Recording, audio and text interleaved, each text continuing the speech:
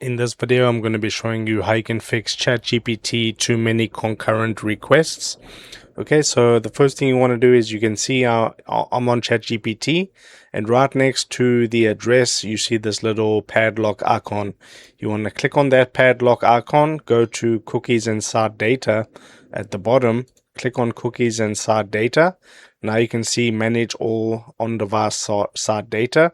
You want to open that up, and then you want to delete the one next to ChatGPT, and then click on done.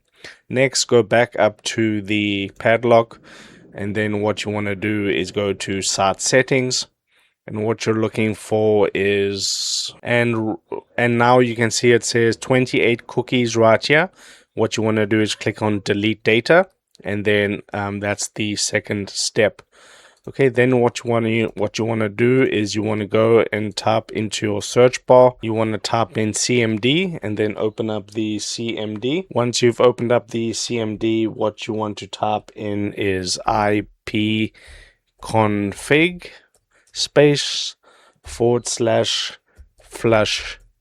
DNS, and then hit enter, and then you'll have another prompt that you can put in. And what you want to type in is netsh winsock reset, and then hit enter once again. And once that's complete, you just type exit, and then you can close out the command prompt. Then what you want to do is go to your device logo right there, click on the power button, restart your machine, and then the problem should be fixed. If this helped you out, drop a like on the video and subscribe to my channel.